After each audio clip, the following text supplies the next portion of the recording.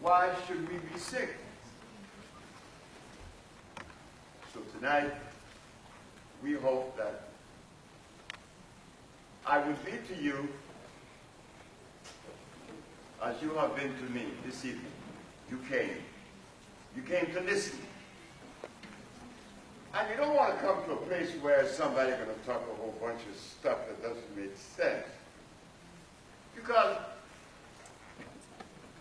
I'm the boy that didn't go to school, see? And when you are an individual that didn't go to school, you don't like to listen to too much of anything if it doesn't make sense. That's automatic. School children, well, they can listen to philosophy all day long, and they enjoy it. Not to someone like me. I didn't go to school. In fact, I don't know how I made it. But when I came to America, you made me. You. You made me. I came to New Orleans, we're going to fast forward it, in 1954. A merchant seaman. I love New Orleans. I love Louisiana. I love the people. I couldn't speak English quite well, but that was okay. You all teach me.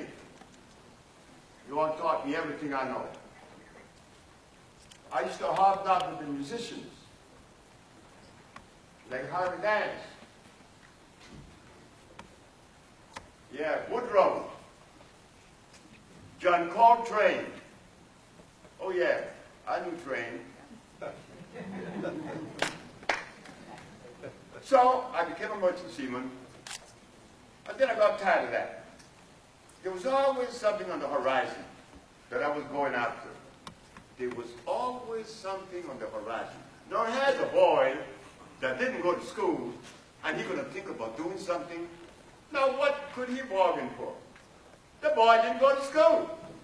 And it is said that you need to go to school to be able to participate on the level that would complement people on any subject.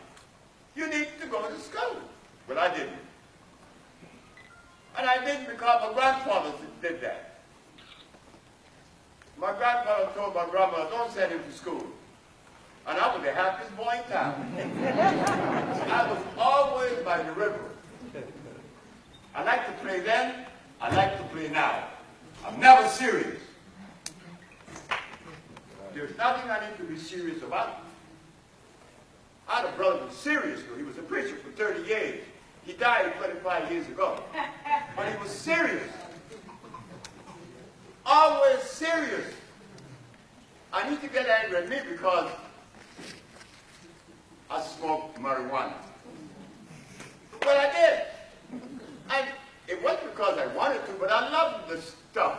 See, I was born with asthma. And my grandmother somebody told my grandmother that the beginning marijuana that it would ease the wheezing. And it did. So I smoked marijuana then. I'm 81 years old now. I still smoke marijuana. But it had to. So this evening is not about me. It's about us. Yes. The boy that didn't go to school left Louisiana in 1964, and he's to meet a man that did something to his life that nobody on this planet has ever done for anyone, then and now. His name, Alfredo Cortez, a Mexican. You see, I had asthma, and I had diabetes. I was impotent. I was obese. I was angry. Very, very angry. They put me out on the ship in Russia. The doctor didn't heal me. They put me out on the ship in England. Nobody healed me. They put me up in North Africa, Casablanca, and one day, Orleans, Ronald Evans called me here in Los Angeles and said, "Hey, I met a Mexican that healed everything." I said, "You're crazy. A wet bank?" You see that? You better think again. And I went to Mexico. And I met the man. The man looked at me and asked, "Where are you from?" I said, "I'm from Honduras." See, I was born in Central America. Honduras. "Where you from?" I said, "I'm from Honduras." He said, "Man, I can't help you." I said, "Why?" "Because black people doesn't come from Honduras.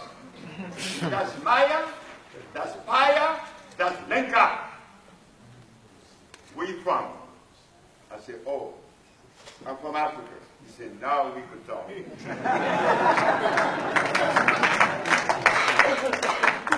Now we could talk. As an African, you have a beginning. Not as a Negro, not as an Afro-American. You have no beginning but slavery. But as an African, your beginning is before slavery. Yes, sir. So now, young man, what is the food of the African? I said, rice, beans, chicken. Yeah. Stop it. Stop it. That's not African. That's European. A chicken was made in Europe, in Holland. Carrots were made in Holland. Rice was made in Holland. But did we know that? No. We didn't know that. I didn't know it. So I like my rice, my beans, my chicken, my ham. Ham hocks. I live in Louisiana. My collard greens and ham hocks. Navy beans even. Black-eyed peas. I didn't eat the chili because it was a little bit too strong for me. But I like the southern food. My cornbread, yeah, potluck, of course. But then I'm 30. I can't make love to a woman because my penis was just getting hard.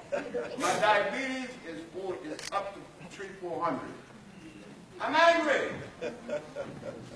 And a Mexican gonna come and ask me and tell me things that our anthropologists today have not really conveyed that message to us. Our historians today doesn't know about these things. How did a Mexican know about it? Yeah, the Mexican. The one that you and I least suspect to offer something that could be valuable. Yes. A Mexican. Yeah, Mexican.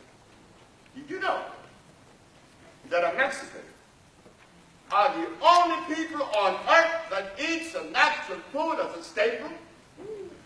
Nobody else. Nobody in Africa, nobody in Arabia, nobody in Europe are Mexican.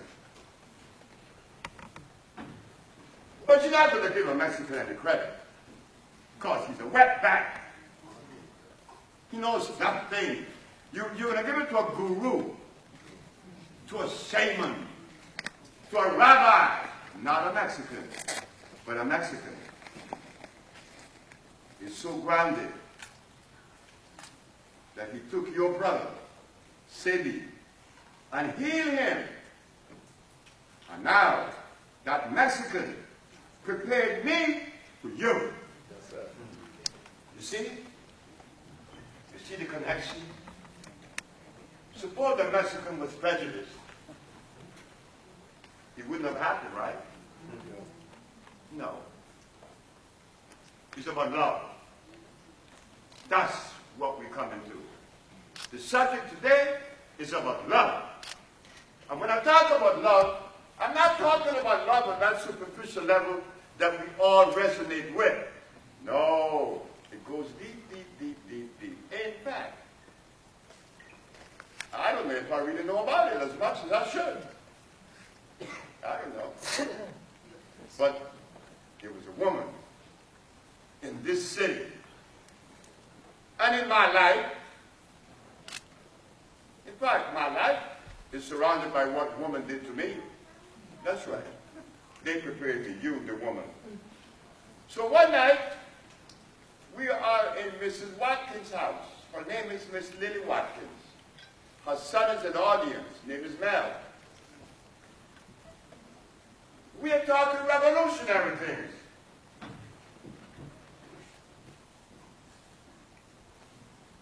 Politics and revolution.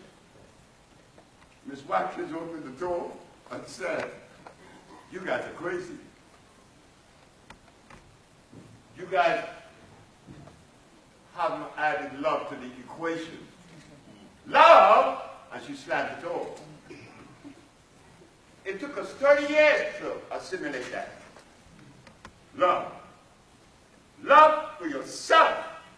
Because you are number one. There's nobody better than you. And if they are, who's that person? And how could that person be better than you when you have only one thumbprint? Your thumbprint is not like anybody else's. So I grew up with that kind of giving in my house. The boy is listening to things that I'm not hearing today. First of all, when I was 7, I was prepared by my mother, my grandmother. I said, "Hey, grandmother, I want a birthday present." She said, "No, stop. Who came out of who? You came out of your mother, or your mother came out of you?" I said, "I came out of my mother." She said, "Well, I think you better buy the present for her. You got no present." So I was walking away. She called me back. She said, "Come on back here, Fred. You need no duck. I want a duck that you wind up to put in the water. You don't need a duck. You don't need anything. And if the day comes that you don't have any money to buy any clothes, you walk around the way God made you without no clothes. You need no one. You need nothing." I said, "Wow. Why do I have to hear this?" But that must have registered in my brain. Because the boy didn't go to school. But I grew up, and people would ask my grandmother, "What is he going to do? What's he going to do? What's he going to do? Fred, what you going to do? Fred, what you going to do?" And I'm sick of hearing this, "What you going to do?" Nobody have control as to what's going to happen to you. Nobody have that control. Only life. Only God Almighty. Yes, sir. So the boy came to New Orleans and came to LA, got killed by the Mexicans, got a job with the county. Mel again. Mel and I have been friends since 1964. Mel knew me, he's an audience. He knew me when I didn't know anything then, and I know very little now. But he knew me when I didn't know anything about healing. And him and I always talk about it. And some of the things that we share is that, kind of funny, he said, that you were able to show the Supreme Court of New York that you cure AIDS, sickle cell, and blindness, and how come no one has ever done anything about it? He said, it's kind of funny, that time is what decides, not you. And that's the truth. Mel is my friend before I became a messenger of healing, because I am not the healer. Yes, I have cured AIDS and sickle cell and blindness, but I'm not the healer. The healer is a woman, because she's a nurturer. And healing requires that. But I come with a message for you. All right? I said it in 1962 in Louisiana, on Claiborne Avenue in a barbershop. So I'm working for the county as an engineer, and they are amazed because they saw on my resume that I've never been to school, but I passed the test. He said, I said to one of my co-workers, I said, "Gregory, I'm going to quit this job." He said, "Man, you out of your mind. You out of your mind. This is the the best job you ever had, making all this money, you're going to put it for what? I'm going to heal every disease in the world. You say, you're crazy. I say, maybe so, but that's what I'm seeing. Because the Mexican had healed me. So the Mexican is showing me that healing is possible. And boy, I started getting these herbs, reading about them, and I would go to work. I live in Compton, a pretty little house in 143rd Street. And I met many people. I used to go by Mr. Legon bookstore, you know, in Santa Barbara. It was then Santa Barbara and Butler. I used to hobnob with Ron Karinga. I hobnobbed with Stokely Carmichael. I hobnobbed with a whole bunch of folks. But I was not interested in revolution. I wasn't interested in politics. And I wasn't interested in spirituality. Uh-oh.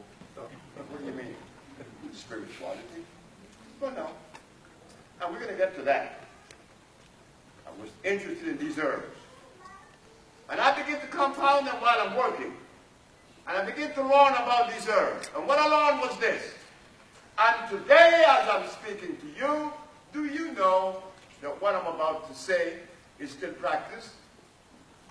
You know what I found out? Tell me if I'm not telling the truth, that people use aloe vera for healing. Am I right? And they use comfrey. And they use peppermint. And they use golden seal. And they use ginseng. Do you know that these plants are made in laboratory? And I didn't know that. How am I to find that out? A freak of nature. Because I'm an engineer, I am required to test the waters in the boilers every hour for the pH.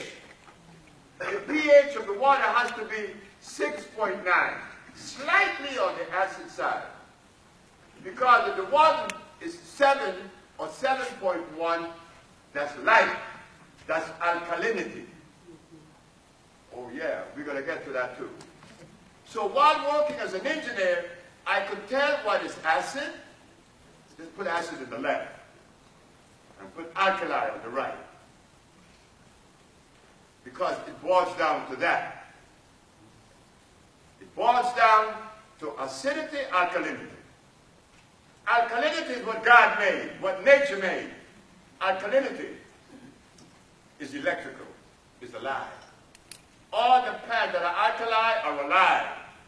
Like what you thought about, Dr. Sebi? Well, a burdock plant. You can take it on the ground, and it's alive, even when you go back and it rots. Not so for aloe vera. It's dead. And it's acid. I learned that because I had the privilege to take the pH value of the substance. So I began to select from the forest the herbs that have a pH more than 7. Less than 7 is acid. And I began to put this stuff together. And guess who was my first patient? It frightened the hell out of me. I'm washing dishes, see? It was a morning, a Monday morning, I'm washing dishes.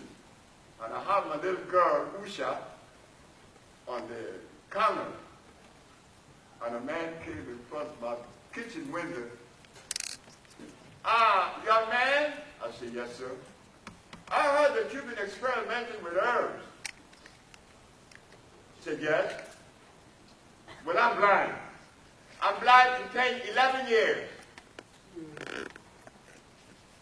Could you help me? I shall try. If you make me see, I give you $1 million. I gave the man the substance. When am I going to see? I said, by Friday. Now, why did I select Friday on this day? I don't know. But I was so sure of myself. Well, how could a boy that didn't go to school be so sure of himself? So, The man went home with the medicine. And the Wednesday, good morning, young man. I raised my right hand. You say you raise your right hand. I winked my left eye. You say you wink your left eye. I said, the man is seeing. At that point of my journey, I couldn't explain that. I know it's a bunch of herbs that cleanse the man's body, but they were all alkali plants. And this is where now comes into picture something that is most important. Remember what I did? I selected alkali plants, right? Not the acid ones. But why would someone make acid plants?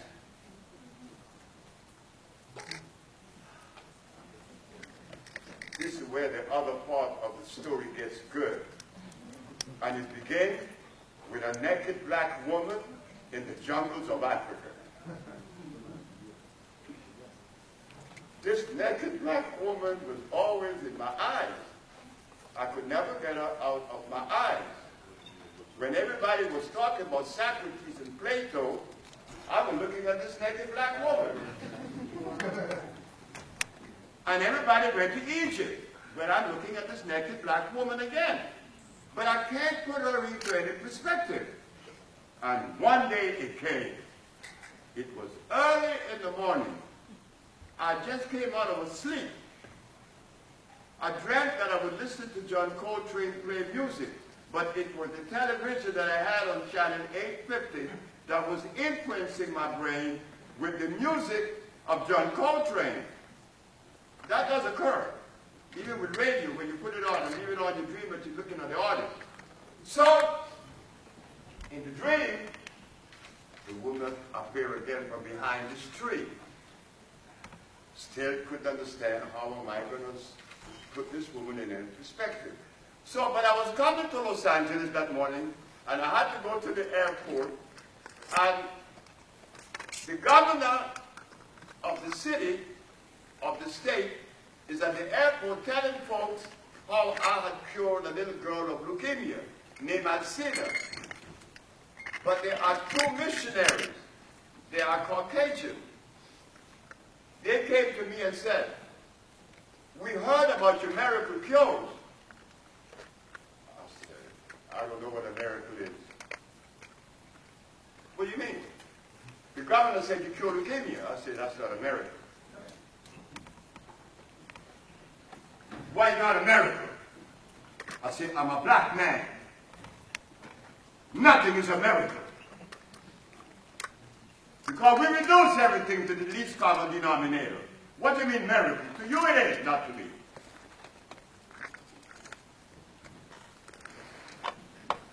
You say, have you been saved? Saved? From what? I mean, he said, have I been saved? Now why would he ask me that question? He said, from your sins, of course. I said, oh God. I said, you know, man, I looked at you guys, and I saw two very intelligent people standing there. But now I got to question that. He said, why? Because the color of my skin should have prevented you from asking me and telling me that I'm sinful. And what does the color of your skin have to do with it? I said, young man, the color of my skin had to do with everything.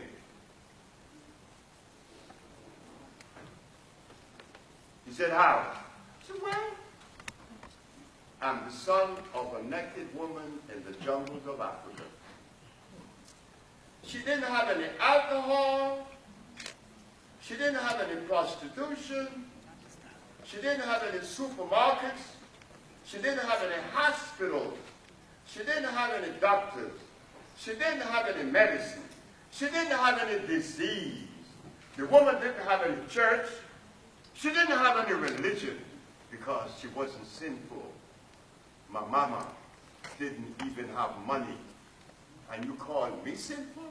And I am her son? Come on, behave yourself. Behave yourself. I am the son of a sinless woman, and I become sinful. Fine. When? When did I become sinful? You see, living in that state of sinfulness, you reduce yourself. No, you don't do that. You're not sinful. You were never sinful. And if you were, God has played a game on us. God doesn't make sinful people. So what occurs? What occurs? Well, we're going to soon see. The black woman in the jungle didn't eat rice, beans, chicken, hogs, goats, lamb. But what did she eat? And why is that important? It is. Because she walked around without no clothes. Between her brothers, and nobody was jumping on her, and now you wear clothes, and they take them off of you and rape you. So she lived in an ethical environment. She lived in a moral environment. So we're going to take another look. We're going to take another look at her. Because that's her mama. And it is said in your Bible, honor thy mother and thy father, that thy days may be long upon the land. No stuff. When my mom and daddy didn't eat no rice and beans, and no hot dog, and they didn't go to church, because it wasn't sinful. You understand? Sinful people need to go to church to repent, but I'm not sinful. So now the boy has grown up, and look what he sees. That naked woman in the jungle raised the bar and set the standards. And from her, understanding her and her word that was alkaline, I was able to draw from that word the compound that we make today that heal people. Scientists call that phosphates, carbonates, iodine, and bromide. That's science. Science also says that AIDS, diabetes, sickle cell anemia are all the result of a virus, a germ, or a bacteria. Not so. Not so. Ladies and gentlemen, the black man, the Chinese, the Indians, the Eskimo, the white man, we all are different. Not one is better than the other. We all are different. If you take your blood and put it on a microscope or go to a hematologist, he will tell you it's different. Oh yeah? Well, if my blood is different, then my compounds or medicine should be different, right? But they gave everybody the same thing. One mistake. But we didn't see it. Not only that, we eat the same food. That doesn't happen in the naturalness of life. Gorillas doesn't eat polar bear food.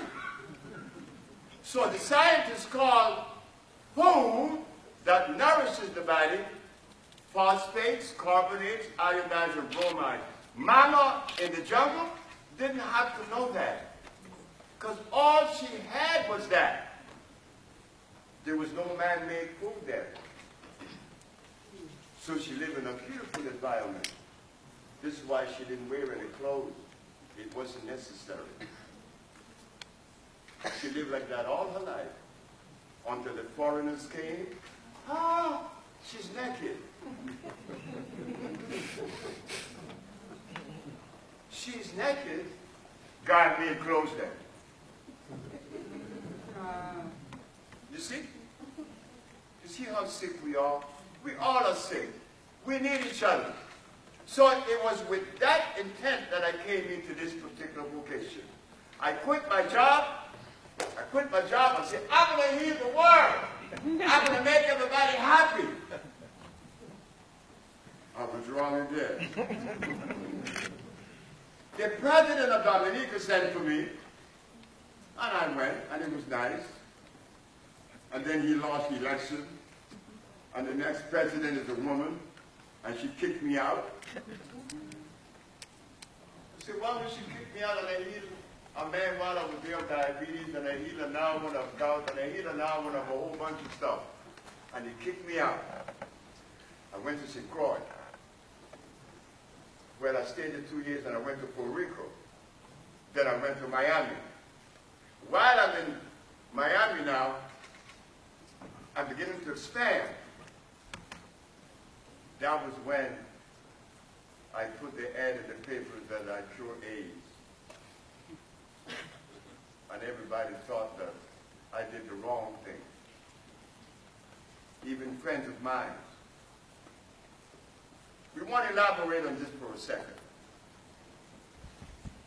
The fact is, each and every one of you in this audience is different unlike the other. Who qualifies to tell you anything? Nobody. Nobody on earth qualifies to tell you anything about you. Nobody. You are unique.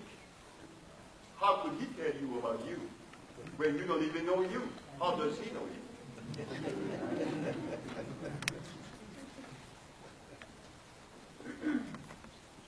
My mama said to me, put the ad in the paper that you cured the diseases. I said, but I'm going to go to jail. She said, yes. See, my mom was, still is, and always will be the greatest guide in my life. Yes. Mama. Yes. My mama said, put the ad in the paper. 2 years later, I was arrested. Practicing medicine without a license, selling products not approved by the FDA, claiming to cure AIDS and other diseases, which is a fraudulent claim. While they put the handcuffs on me, I asked the detective, why do you have your gun drawn? He said, the element of surprise. I said, my mama told me you were coming 2 years ago. Surprise. But we're going to cut it short. We want to show how cruel a people could be to another people.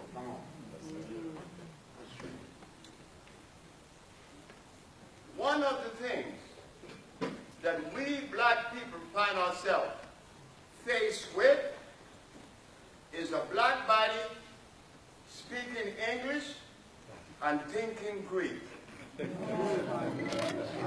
I no longer think the way my mama used to think. And why is that important? Because I want to heal myself. I'm sick now. I'm stressed. I'm very stressed. All of us are.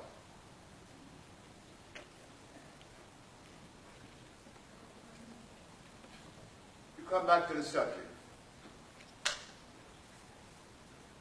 I'm in front of the courts now. This is where black thinkers